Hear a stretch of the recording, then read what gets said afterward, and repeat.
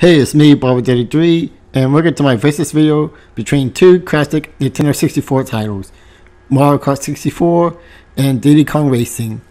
Now, usually I pick a winner at the end of the video, but since this game is pretty similar, what I'm going to do instead is I'm going to talk about each game's how they're both similar and different, and pick which game is recommended for you at the end of the video. So let's get this underway. Now, Mario Kart 64, a sequel to Super Mario Kart, is pretty much a standard racer. You go 3 laps around an obstacle, which is usually based on Mario games, not directly referencing any past stages, but it's pretty much fields that have some Mario elements that you kind of dodge obstacles sometimes. And of course, there's also the power-ups that you get in the question mark boxes. Now, these power items can vary depending on which place you are. Pretty much, the higher the place, the weaker the item you're most likely going to get. Now, Diddy Kong Racing pretty much took this Mario Kart formula and added a little spin to it. First of all, not only you drive a kart, but also airplane and hovercraft as well.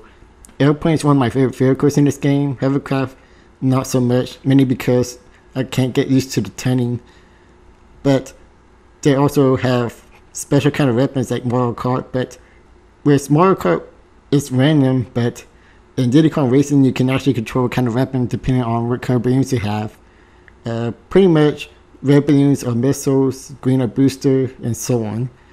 And you can also upgrade them up to 3 levels to pretty much give you a more powerful attack or boost. Last but definitely not least is the adventure part of the game.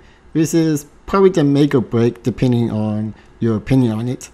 Now, pretty much the adventure mode is going through each track, collecting golden balloons, and completing different kind of missions, which includes boss races. Now, for some people, this is probably, a great addition to the kart racing, which not many kart racing games during this time had much of a story. Now, granted, Diddy Kong Racing is not the only one. I believe Cross Team Racing had a bit of a story. But on the other hand, this also causes you to complete some of the missions to open up more tracks in the level, which means pretty much if you get stuck on one part, you won't get to the other tracks. And I can picture, some gamers finding that annoying and just want to play the whole track, just like in Mario Kart. Now, here's where things become a bit tricky, at least for me when making this video. The reason why I can't pick a winner between these two games is pretty much they are mostly the same game. Yeah, I know there's a lot of differences, mainly from Diddy Kong Racing's end, but pretty much when I was making comparisons, it's pretty much Mario Kart did this, but Diddy Kong did this, but added a little twist or something more to it, which is a little bit unfair to Mario Kart 64 because, Diddy Kong Racing was inspired by, the original Super Mario Kart, granted a different game, but the formula is pretty much still the same. And that's why I don't feel comfortable picking, one game over the other. Instead, I'm going to make recommendations between the two games. Now, before I give out my recommendations, I just want to say adding more doesn't necessarily mean that the game is better. Sometimes it can be worse. Like, for example, in Diddy Kong Racing, sometimes adding more can be good. Like, the boss battles can be pretty fun.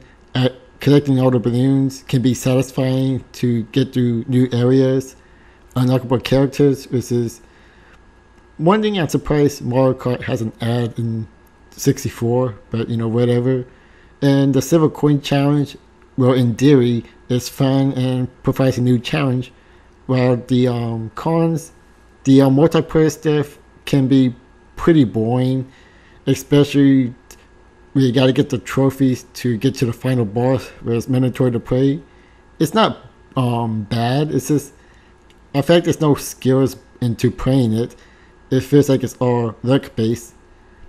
And the Silver Coin in execution, although fun at first, once you keep on doing it in every zone, it pretty much feels like it's padding out the game and making the game longer than it actually should be.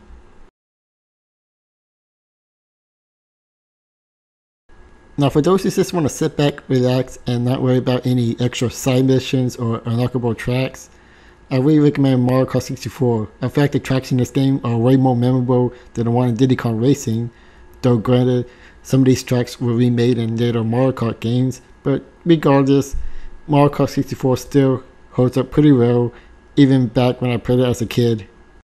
Now, for those who want more variety of the kart racing experience, I really recommend Diddy Kong Racing. I believe that you're going to have a lot of fun with the boss races, silver coin challenge, and the trophy challenge, and pretty much unlocking all the tracks and characters. This game will keep you occupied definitely. All I recommend that you do is maybe take a break from the game, for a couple of days, so it won't feel too repetitive and boring. This is me, Bobby33, and sorry if this is a bit of a cop-out, but either way, both of these games are great. I really recommend you play it if you haven't. Also, stay tuned for my Diddy Kong Racing retrospective for those who want a more in-depth review of it. This is me, Bobby33, and I catch you guys later.